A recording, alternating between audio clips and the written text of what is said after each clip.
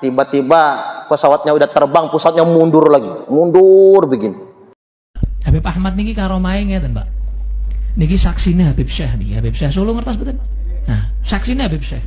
Habib Ahmad niki nate badhe wangsul teng Yaman.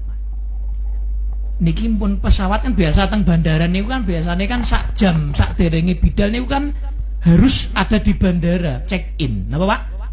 Check in. Nah, Habib Ahmad niki pun di susu-susu kali keluarga. Wis gampang, kusik. Gampang kusik, gampang kusik. Ngoten terus Habib Ahmad niki. Berangkat teng mriko. Subhanallah, niki Habib Ahmad dugi bandara. Pesawat niku pun ngeten. Nek Ahmad membahasakan ya Mbak Ahmad bin Abdurrahman As-Sagaf ora lali pesawat rak balik. Subhanallah Pak, saksi ini kata Pak, pesawat niku mundur Pak. Loh, ora tahu kerungu tuh cerita pesawat mundur, pesawat maju mobil mundur gitu. Niki pesawatnya mundur Pak. Ini biasanya mobil mundur atret gitu, pesawat atret rano Pak, pesawat atret medeni gitu nggih. Niki pesawatnya subhanallah mundur malih. Pilotnya niku bingung, sedaya niku sing bagian radar, bagian teng pundi niku lah ora mboten paham. Niku do bingung, Pak. Karena napa? Karomah Habib Ahmad bin Abdurrahman. Mana ada pesawat mundur, nggak ada lah. Itu cerita khurafat, ya. Itu mengada-ngada. Kalau yang ini benar-benar terjadi. Karena diberitakan di Sindonews. Sindonews itu media mainstream. Dia bercerita bukan berdasarkan dongeng, itu bukan informasi tapi berita. Berita di segmen internasional. Ada jamaah haji asal Libya. Libya itu kan Afrika, negerinya Muammar Gaddafi. Jadi namanya Amir Al-Mansur Gaddafi. Makanya mereka itu huruf Qaf dibacanya G kalau mereka itu. Logatnya Gaddafi kalau kita nyebutnya kan. Jadi begitu dia mau berangkat, pemeriksaan paspor di bandara, namanya mencurigakan karena ada Gaddafi-nya. Sedangkan nama itu kan blacklist. Sejak Amerika menghancurkan Libya, nama itu di blacklist. Maka di bandara dia nggak boleh ke Arab Saudi. Gagal berangkat haji. Hanya gara-gara namanya Amir Al-Mansur Gaddafi. Nggak boleh berangkat haji. Dia duduk di bandara nangis. Bukan menyalahkan siapa-siapa. Dia tidak meratapi apapun. Apa kata Gaddafi ini? Ya Allah, Mekah itu tanah sucimu. Ka'bah itu Baitullah, rumahmu ya Allah. Kalau engkau izinkan saya ke sana, saya berangkat. Kalau enggak saya diizinkan, saya enggak apa-apa. Karena dia sadar ke Mekah itu tamu Allah. Enggak apa-apa gagal berangkat haji. Lah pesawatnya terbang meninggalkan dia. Nggak lama terbang ada gangguan teknis, terpaksa balik lagi kan ke bandara. Didandan udah bagus, dipastikan 100% layak terbang, terbang lagi, gangguan lagi, balik lagi ke bandara. Udah 3 kali nih. Kata kaptennya, saya nggak akan terbang kalau nggak bersama Amir Al-Mansur Gaddafi. Kalau dia nggak ikut dalam pesawat ini tidak akan saya terbangkan. Males saya nyupirin pesawat ini, kata pilotnya itu. Ternyata si Amir Mansur belum pulang, Bu. Dihubungi, berangkat naik pesawat sampai Mekah. Artinya atas kehendak Allah.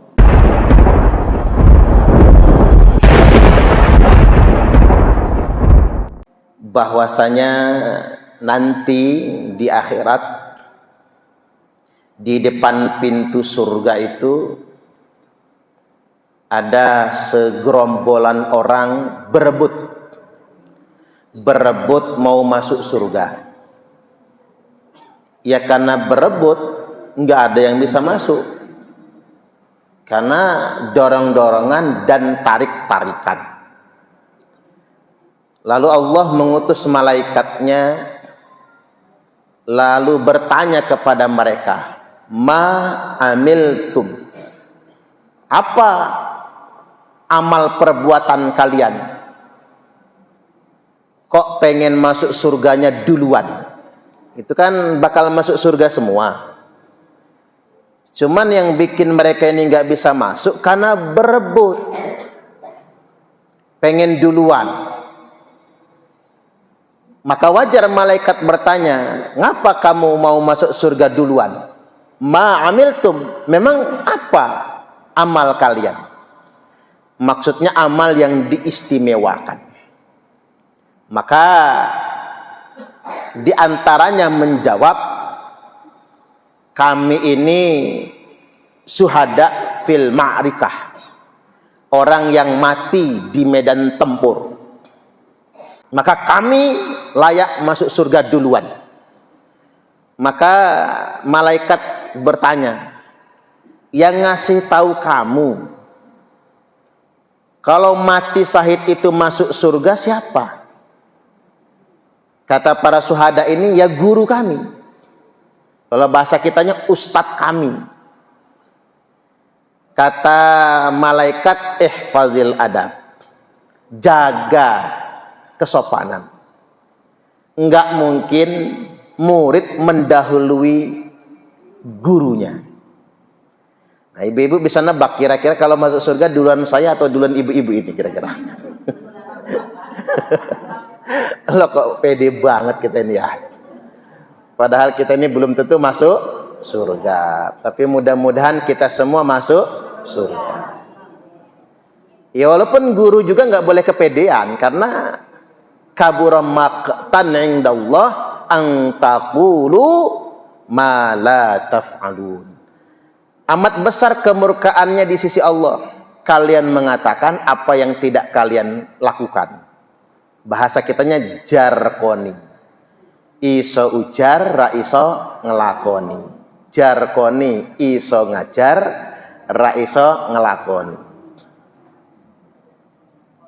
Tapi memang benar kata malaikat, murid nggak boleh mendahului gurunya. Akhirnya yang tadi ngotot para syuhada ini mau masuk surga duluan, minggir dulu. Karena dia harus menjaga etika, menjaga kesopanan, nggak boleh dia mendahului gurunya. Minggir.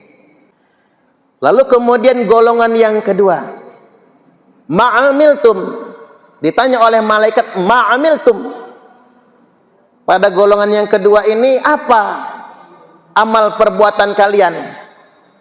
Orang ini menjawab, kami haji mabrur.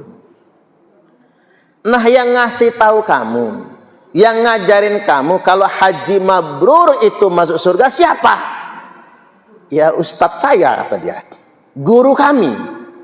Kata malaikat, ihfazil adab, jaga kesopanan kamu. Murid nggak boleh mendahului gurunya. Yang harus kita pahami, haji mabrur itu pasti masuk surga. Yang nggak pastinya itu kita, mabrur atau tidak haji kita itu yang nggak pasti. Tapi orang yang predikat hajinya mabrur pasti masuk surga, karena itu garansi jaminan. Al hajjul mabruru laisa lahu jazaa'un illal jannah. Haji mabrur itu tiada lain tiada bukan balasannya kecuali pasti baginya surga. Makanya yang sudah pernah naik haji, kita doakan hajinya mabrur semua, sehingganya surga. Karena yang tahu mabrur atau tidak itu bukan ukuran manusia. Allah yang maha tahu mana yang hajinya mabrur atau tidak. Jadi nggak bisa kita pakai kriteria kita tuh, nggak bisa. Karena ini kuasa Allah. Allah yang maha mengetahui segalanya. Makanya kita itu kalau berangkat haji nggak usah ngotot. Nggak usah ngotot. Kayak kemarin itu kan ada yang saking ngototnya, nggak dapat visa haji, ngotot berangkat. Akhirnya masuk tanah suci dengan cara ilegal. Ada yang lewat padang pasir kan, akhirnya meninggal dunia. Ya kita tetap mendoakan, mudah-mudahan matinya mati syahid. Allahumma amin. Tapi saya himbau jangan ngotot. Haji itu panggilan Allah. Kalau belum wayahnya kita, ya sudah, nggak usah jadi tangisan. Kayak zaman COVID itu, yang usianya sudah lansia nggak bisa berangkat, banyak tuh yang nangis. Berangkatnya tahun depannya lagi. Ya sudah, sadari saja, ini kehendak Allah. Pasti ada kebaikan di balik itu semua. Nggak perlu nyogok sana sini demi bisa dapat porsi haji, diberangkatkan tahun ini, nyogok misalnya, kan maksa namanya. Kita itu bukan tamunya Raja Arab, tapi kita itu tamu Allah, ya Pak ya. Maka kalau kita sadar di sana tamu Allah, nggak usah ngotot. Mau waiting list kapanpun nggak usah ngotot. Yang Allah yang mau kita datangi kok. Dia tuan rumahnya. Buat apa kita datang ke rumah orang kalau tuan rumahnya nggak nerima kita? Ya Pak ya. Ya sama. Berangkat ke tanah suci tamu Allah. Kalau yang punya rumah Baitullah itu nggak mau nerima kita, ya juga sia-sia. Jadi ikutin saja waiting listnya. Yang punya rezeki lebih, haji plus. Punya rezeki lebih lagi, haji plus plus katanya kan. Kalau punya rezeki lebih lagi, ya kuota haji furoda itu kan. Tapi kalau nggak dapat visa, ya nggak bisa masuk juga, walaupun sudah bayar mahal. Saya baca berita di media resmi, berita di segmen internasional. Ada jamaah haji asal Libya. Libya itu kan Afrika, negerinya Muammar Gaddafi. Jadi namanya Amir Al-Mansur Gaddafi. Karena mereka itu huruf Qaf dibacanya G kalau mereka itu. Logatnya Gaddafi kalau kita nyebutnya kan. Jadi begitu dia mau berangkat, pemeriksaan paspor di bandara, namanya mencurigakan karena ada Gaddafi-nya. Sedangkan nama itu kan blacklist. Sejak Amerika menghancurkan Libya, nama itu di blacklist. Maka di bandara dia nggak boleh ke Arab Saudi. Gagal berangkat haji. Hanya gara-gara namanya Amir Al-Mansur Gaddafi. Nggak boleh berangkat haji. Dia duduk di bandara nangis. Bukan menyalahkan siapa-siapa. Dia tidak meratapi apapun. Apa kata Gaddafi ini? Ya Allah, Mekah itu tanah sucimu. Ka'bah itu Baitullah, rumahmu ya Allah. Kalau engkau izinkan saya ke sana, saya berangkat. Kalau enggak saya diizinkan, saya enggak apa-apa. Karena dia sadar ke Mekah itu tamu Allah. Enggak apa-apa gagal berangkat haji. Lah pesawatnya terbang meninggalkan dia. Enggak lama terbang ada gangguan teknis. Terpaksa balik lagi kan ke bandara. Didandan, udah bagus, dipastikan 100% layak terbang. Terbang lagi. Gangguan lagi. Balik lagi ke bandara. Udah 3 kali nih. Kata kaptennya, saya nggak akan terbang kalau nggak bersama Amir Al-Mansur Gaddafi. Kalau dia nggak ikut dalam pesawat ini nggak akan saya terbangkan. Males saya nyupirin pesawat ini, kata pilotnya itu. Ternyata si Amir Mansur belum pulang, Bu. Dihubungi, berangkat naik pesawat sampai Mekah. Artinya atas kehendak Allah. Jadi nggak usah panikan dan nggak usah galau. Karena itu sudah qadarullah, sudah kehendak Allah. Makanya kalau kita ditawarkan orang dengan mekanisme yang macam-macam itu nggak usah maulah. Buat apa pula? Ya sering saya sampaikan itu. Ngapain ngotot nyium Hajar Aswad kalau harus nyogok? Kan begitu. Membayar 500 rial ya. Demi cium Hajar Aswad misalnya. Pakai joki. Yang kita bayar ini ada timnya. 3 orang di sini, 3 orang di situ, katakanlah sekian orang, sindikat. Demi meloloskan kita agar cepat cium Hajar Aswad, dia akan menghalangi orang lain. Kalau perlu narik orang. Kalau perlu ngedorong orang. Demi mulus kita cium Hajar Aswad. Nah kira-kira itu salah tidak? Salah. Buat apa cium hajar aswad nih bibir, tapi ada kezoliman kepada tamu-tamu Allah yang lainnya. Allah nggak ridho. Ya Allah tuh tahu bu, nih tukang nyogok nih, kata Allah, tukang nyogok nih. Cium hajar aswad aja nyogok. Makanya penting kita ngaji taklim begini nih, biar kita tahu.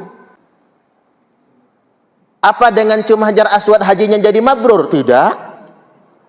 Iya kan bukan rukun haji itu kan, bukan rukun umroh, hanya sunnah. Itu pun bukan kesunahan haji, bukan kesunahan umroh, sunnah saja bagi orang yang berkunjung ke sana. Itu pun bagi laki-laki. Artinya kita nggak haji, nggak umroh juga, kalau lagi di sana ya tetap sunnah cium hajar aswad. Yang namanya sunnah itu dikerjakan dapat pahala, nggak dikerjakan tidak apa-apa, kan simple. Bahkan buat perempuan sebaiknya tidak usah kalau sedang berjejel. Lihat kemarin videonya viral, ibu-ibu muda apa masih gadis itu, yang mohon maaf tubuhnya digerayangin. Ini gerayangin itu, dia nangis-nangis tuh bu, viral videonya. Ya emang orang kalau di Mekah orang suci semua, ya enggak lah. Banyak orang jahat di situ tuh. Buktinya kita kecopetan kan? Begitu. Perempuan tuh banyak yang dijaga. Makanya lebih bagusnya dia sama mahram. Jadi mahramnya di belakangnya kalau ingin cium hajar aswad. Jangan sendirian. Kan sering diajarkan. Ibu-ibu itu cukup cium tangan suami. Cium sekali sama dengan 70 kali cium hajar aswad. Kan begitu. Ya banyak-banyakin aja tangan suami dicium yang masih punya suami ya. Banyak-banyakin aja dicium. Mantap.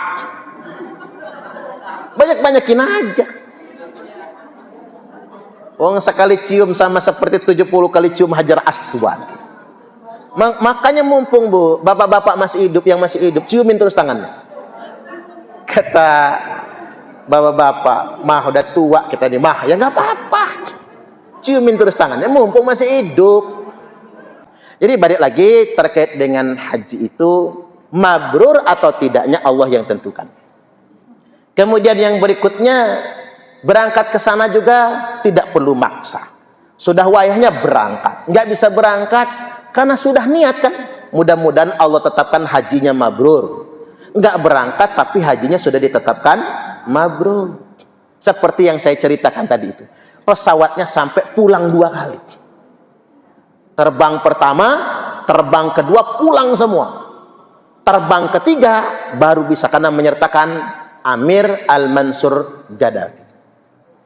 Tapi jangan seperti cerita khurafat. Ada orang namanya Habib Ahmad, dia nyantai aja di rumah mau naik pesawat, tiba-tiba pesawatnya udah terbang, pesawatnya mundur lagi, mundur begini.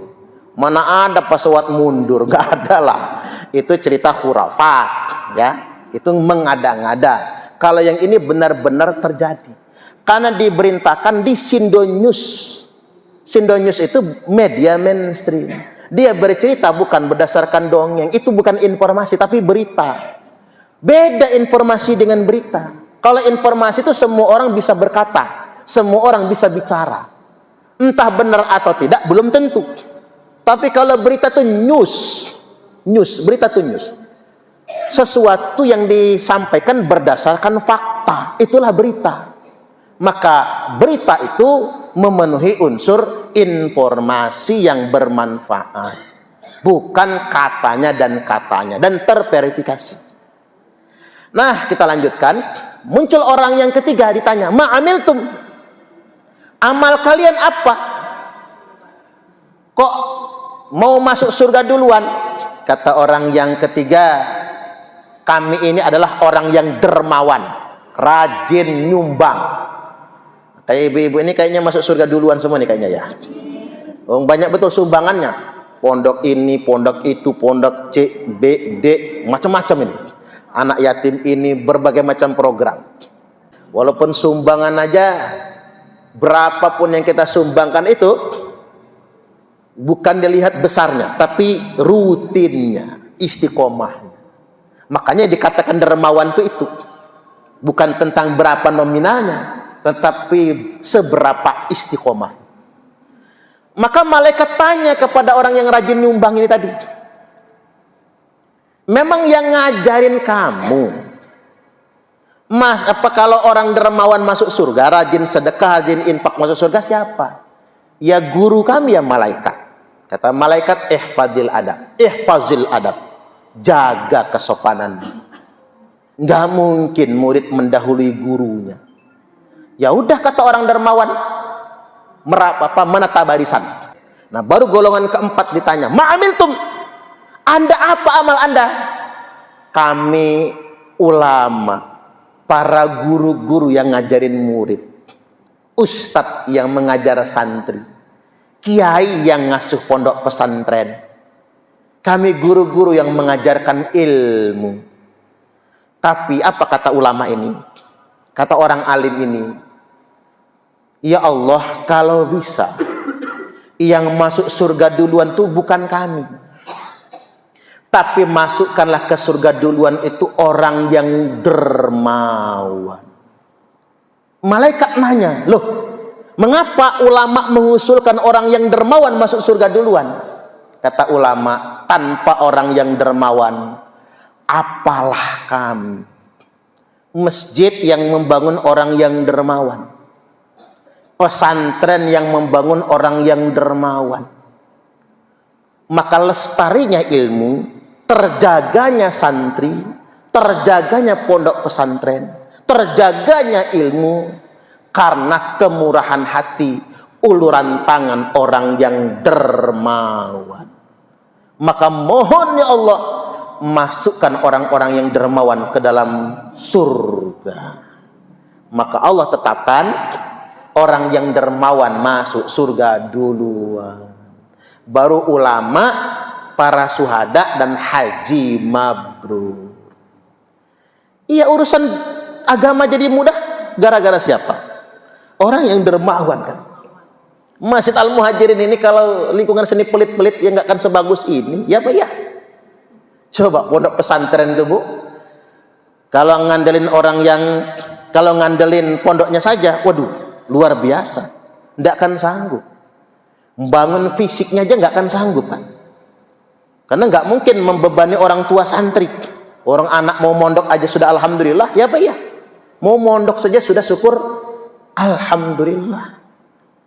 Maka dengan kemurahan hati orang yang dermawan, itu hadisnya sahih, sungguh luar biasa. Ini 4 golongan yang masuk surganya duluan.